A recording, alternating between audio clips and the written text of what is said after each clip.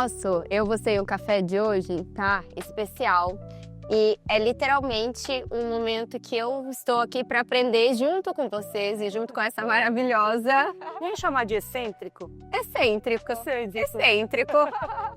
Tua xícara, Eu, Você e um Café, Ellen. Hoje, Ellen Telles. O que temos à mesa? Me conte. Muito obrigada pelo convite, Júlia. Foi um prazer estar aqui. Na verdade, esse café já aconteceu nos bastidores algumas vezes, né? Algumas vezes. E mereceu um espaço oficial para a gente compartilhar. Exato. Um pouco mais de essência. Justamente esse foi o nosso gatilho e ponto principal, a essência dessa mulher. Vou pedir para você contar um pouquinho sobre a sua história, brevemente, para a gente entrar no nosso papo sobre essência com tendência, com low profile, com, enfim, autoridade de fato. Um pouco de tudo. Bom, eu sou, para quem não conhece muito desse meio, né? Eu trabalho com futebol há 10 anos. Comecei como gestora de carreira e hoje eu sou intermediária licenciada da FIFA. Hoje, ser intermediária da FIFA é um dos pilares das muitas áreas que eu atuo dentro do futebol. E diretamente, mais especificamente, com o futebol masculino. Comecei a trabalhar com isso por conta do meu irmão e acabou que a onda que ele estava surfando, eu aprendi a surfar. Cada vez que eu me deparo com algum movimento que não é comum uma mulher estar, é onde me motiva mais em estar. Não, e já começa aqui, porque assim, quando a gente fala realmente esse meio que você está, é um meio, querendo ou não, que exige estar muito atento a uma demanda de mercado, a um posicionamento muito diferente de muitas tendências e trends que a gente vê hoje, né? Então, essa comunicação mais direta, essa exposição, de certa forma, ela precisa ser muito bem direcionada, né? Então, como foi você ocupar esse espaço de autoridade dentro de um posicionamento, enfim, de um mercado que, de certa forma, te exigiu com que você fosse ao contrário do que a gente tinha como um pico de ascensão na época. Eu, no passado, quando eu era só irmã de um atleta profissional, eu era mais permissiva comigo. E esse meu lado leonino era muito mais exposto. A partir do momento que eu saio da figura de irmã e passo a ser profissional, eu encontrei algumas barreiras muito fortes. Mas barreiras não contra a mulher em si, mas contra o comportamento dessa mulher, que não pode mais se comportar como só um familiar de alguém. Ela tem que posicionar como alguém relevante na indústria. Realmente para você carregar o teu peso como Ellen, né? Exato. E não como, enfim, irmã de alguém, ou realmente estar atento a essa exigência. Exato. Que também não significa, muitas pessoas acham, né, que às vezes a gente se adaptar ao mercado significa perder ou abrir mão de quem você é. E na verdade não é, né? Nós temos várias facetas e a gente precisa aprender a brincar ali conforme o mercado e o jogo, de fato. Eu vou te dizer que eu me testei muito. Eu não fui direto de um lado ao outro. Eu fui oscilando, eu fui me testando. Porque eu descobri que algumas coisas que eu fazia não encaixavam nos ambientes que eu ia. As abordagens masculinas nesse ambiente são muito grandes. Até hoje. Hoje eu consigo me posicionar como alguém que conhece o contexto e sabe que eu vou ser recebida, tratada. Eu vou poder gerir o ambiente de acordo com como eu me apresento. Então isso faz muito sentido. Importante, porque agora, enfim, a gente vem também surfar essa onda de low-key. Tem um estudo da Harvard de 2024 que fala que 71% dos consumidores estão sendo influenciados de fato por pessoas que têm essa vivência. Então, quem realmente vive, mas tem essa exposição controlada.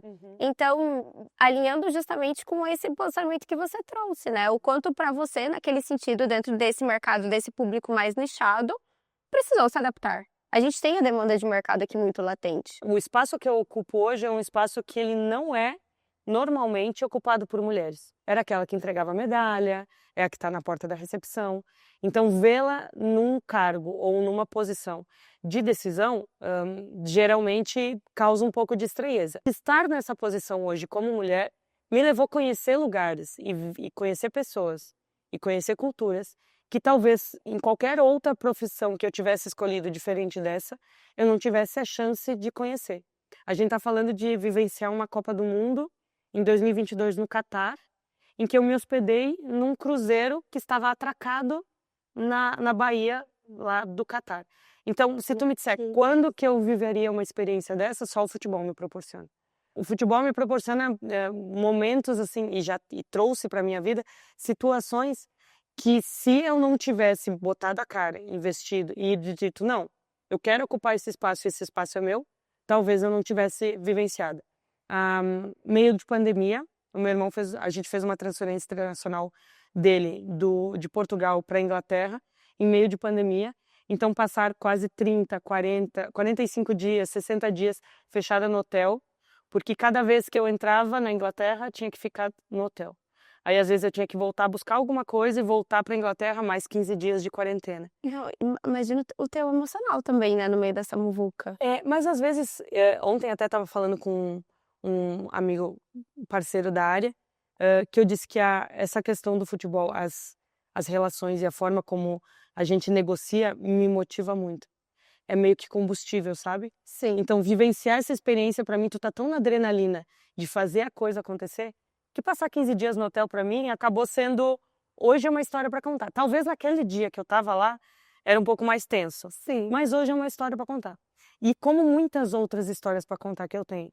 Por exemplo, o estádio do Old Trafford em Manchester é um dos estádios mais icônicos do mundo. Eles chamam de Teatro dos Sonhos. Meu irmão teve a chance de jogar lá, quando ele jogou no Manchester United, e ele não é um estádio grande, ele não é um estádio tecnológico, ele não é um estádio luxuoso, mas eu não sei te explicar o que acontece lá dentro, porque quando tu entra lá, tu literalmente transpira futebol. As pessoas lá respiram futebol. É muito legal. No outro oposto, tu tem, por exemplo, os estádios da Copa ou o MetLife em Miami, que é extremamente tecnológico. Que eu assisti uma Copa América lá e que tu olha, qualquer lugar que tu vai, é tecnologia, são quiosques, são telões, é muito da indústria americana sendo colocada ali, né? Então, tu vê a parte histórica e nostálgica que tem na Inglaterra, em contrapartida, tu tem a parte tecnológica que tem nos Estados Unidos. Então, hoje, o futebol a minha carreira me traz uma vivência que eu não sei explicar se eu teria se eu tivesse escolhido outra profissão. Eu faço uma palestra que faz algum tempo que eu já não ministro ela, que se chama Eu Não Escolhi Estar Aqui. E eu falo muito que eu não sei o que eu teria sido se eu não tivesse nascido numa família que gostava tanto de futebol, né? Que talvez eu poderia ter sido médica, juíza, não sei, qualquer outra coisa. Mas eu agradeço todos os dias por ter vivenciado isso, porque as coisas que vão se apresentando por eu ter escolhido estar nessa profissão, eu não tenho dinheiro que pague. E além, enfim, de todo esse compilado de experiências, também tem as conexões que você vai fazendo durante o caminho, né? Não é à toa que, enfim, N marcas hoje trazem realmente o futebol como esse ponto de encontro, né? Entre cultura, entre, enfim, pessoas, entre o esporte. Então, muitas pessoas dentro desse nicho têm realmente os estádios, como você falou, dentro de cada cultura, como esse ponto fomentador de negócios, de culturas, de realmente adaptado para um terceiro universo de marca ali, de empresas. Sabe que a gente costuma conversar muito sobre isso no meio do futebol. Quando eu fiz o MBA no Real Madrid no ano passado, o nome do curso era Gestão de Entidades Esportivas. Mas se tu me perguntar, Júlia, qual era o maior número de conteúdos que a gente ativava, era marketing, comercial e ativação. Porque eles falam que o futebol, há 20 anos atrás, era só um esporte. Hoje ele é um negócio. Não tem como... Ele concorre com outras ferramentas de entretenimento.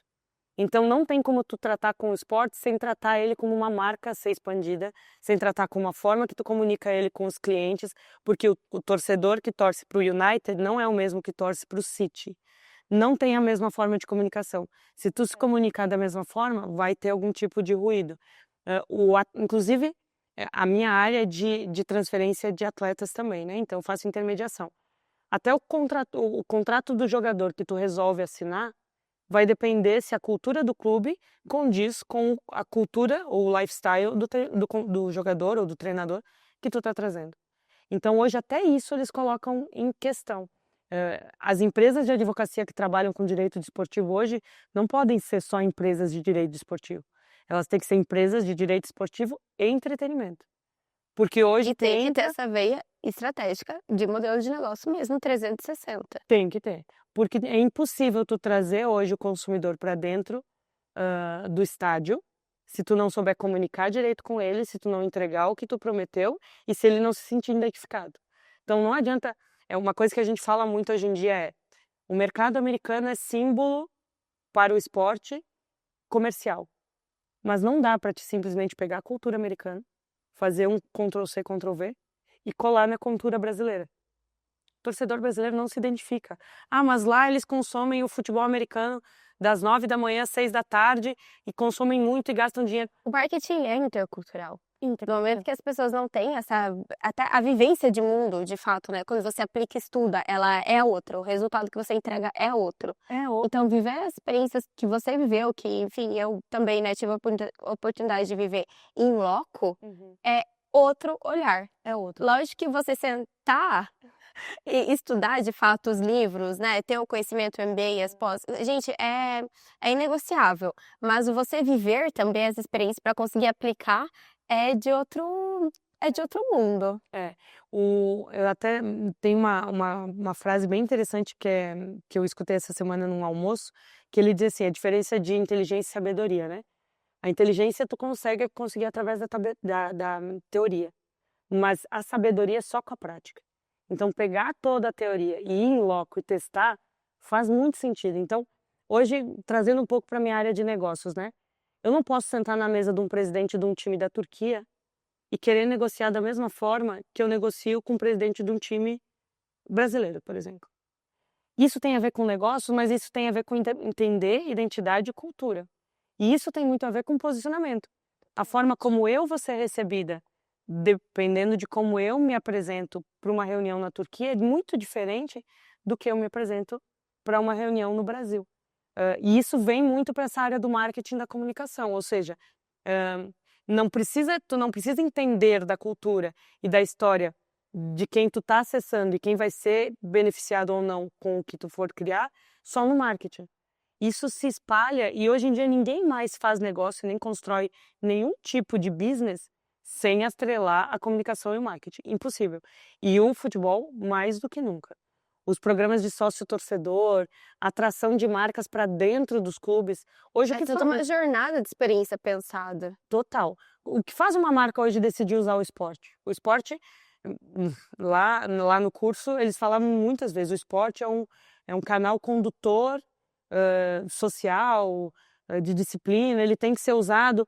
Só que as marcas, se elas não são bem atendidas pelos clubes e não vêm perspectiva de valor, percepção de valor, elas não vão botar no esporte só porque o esporte é um canal. Eles vão botar no esporte porque, sim, é um canal, desde que bem ativado, ele será utilizado. Não adianta tu ser uma boa ferramenta de comunicação se tu não souber como estruturar ela da melhor forma para te atender. Com certeza. Então, os clubes hoje, por exemplo, até um fato curioso, não é a minha área, marketing, mas por ter, enfim, circulado um pouco em relação a isso. Estou sentindo como se fosse. Mas os clubes hoje, por exemplo, quando tu vai negociar um patrocínio com o clube, tu não pode só negociar a verba do patrocínio. Tu tem que incluir junto a verba de ativação. Porque se tu não incluir a verba de ativação, tudo aquilo que tu projeta dificilmente vai ser cumprido. Então, quando tu tem um budget ok, eu vou patrocinar um clube de São Paulo, e a gente vai botar marca na camisa, a gente vai aparecer nos jogos e os torcedores vão ter acesso a essa marca durante 6 meses. Se tu não estabelecer como vai ser essa abordagem, de que forma tu vai aparecer e quanto isso vai custar, porque tu vai pagar para ter a marca, mas e quanto eu pago para ativá-la? Quanto eu pago para botar isso em prática? Então hoje nenhum clube mais fecha acordo de marketing sem a verba de ativação. Perfeito. Porque ela também... E de antecipação, né? De certa forma. É que acho que quando a gente olha para esse universo, dentro do futebol, o futebol, na verdade, ele é a commodity dos esportes, né? Exato. Então, está literalmente sendo tratado como tal. Exato. Não adianta. A gente tem outros esportes em exceção, dentro de cada nicho de mercado, de perfil de marca também, de consumidor, mas a relevância do futebol é incontestável. É incontestável. Ela mexe com cultura e história. E a gente costuma dizer dentro do futebol que a gente tem um produto que dificilmente tu vai encontrar em outras indústrias. Porque a indústria do futebol trabalha com um elemento que se chama paixão. Tu não vai ir numa loja comprar uma roupa porque tu é apaixonado pela roupa. Tu vai porque tu precisa. Tu não vai num restaurante, muitas vezes tu vai num restaurante porque tu gosta, mas tu não é assim fidelizado ao restaurante de forma passional. O futebol é passional. O futebol tu não tem como explicar porque um torcedor viaja 6 horas para assistir o time dele. E ele faz o que preciso for. Se uma marca entender como ativar essa paixão, ela é capaz de conseguir qualquer coisa. Ser o banco do torcedor, ser a marca de roupa, ser o hospital, ser tudo. Ela consegue ser tudo, porque quando o torcedor, diferente do cliente, ele entra em contato com o seu clube, ele faz porque ele quer, não porque ele foi convencido. No futebol, o torcedor está ali porque ele quer, ninguém precisou convencer ele que ele tinha que estar ali. E isso é o que o marketing no futebol consegue entregar diferente de outras áreas. Literalmente ocupando esse novo espaço, né? Ocupando esse novo espaço. E quando a gente fala assim para os próximos anos, o que você vê? Tanto, eu digo assim, a questão desse posicionamento dentro de um público nichado, o que você acha que fica, de fato, dentro de toda a sua experiência e dentro do mundo do esporte também, o que você acredita que vem para os próximos anos? Falando especificamente do meu posicionamento, apesar de eu ter te dito que hoje eu tenho uma postura muito mais controlada em relação a como eu me apresento nos ambientes e como eu me coloco no mercado como profissional, eu também entendo que é um fato muito novo e é um fato muito curioso e de fato excêntrico uma mulher estar transitando nessa área.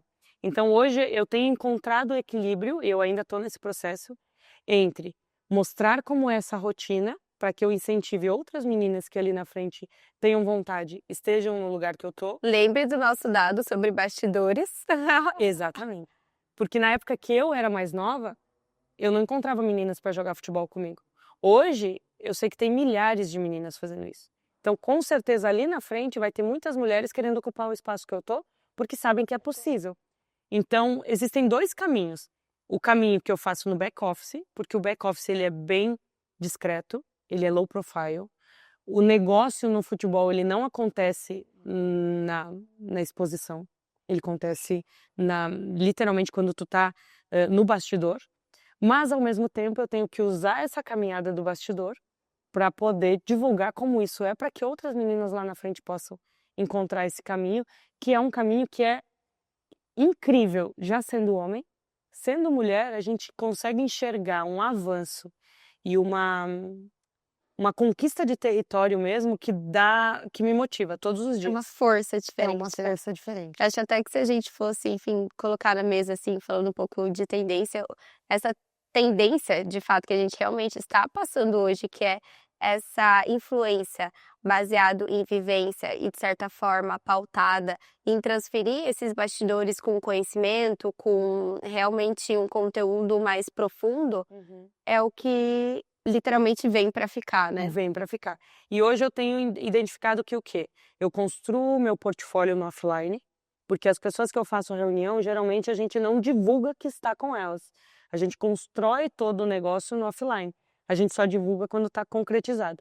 Então hoje eu tenho utilizado as minhas redes e a minha forma de comunicar muito mais para colocar marcos, ou seja, a minha rede social ela coloca marcos de movimento e que mostram que existe um avanço cultural em relação à minha posição de mulher dentro do futebol, mas que ela não mostra tudo, porque se eu mostrar demais o que acontece no bastidor, o bastidor me isola, porque o bastidor não quer, já é chamado de bastidor porque ele não quer ser visto. Então, é encontrar esse equilíbrio. E trazendo para a questão de para onde estamos indo com a indústria do futebol hoje, estamos indo para uma área muito mais profissionalizada. Então a gente sai de um esporte na pura essência, a gente vem para um entretenimento que se torna um produto e um serviço, e agora a gente vai para a profissionalização, transformar isso numa empresa. Que a inteligência artificial também vem com tudo dentro desse conceito, né? Vem absolutamente com tudo. Hoje, tudo que a gente vê de experiência, o futebol, basicamente, ele é movido por trazer experiências aos torcedores. Essa é a finalidade principal hoje do futebol.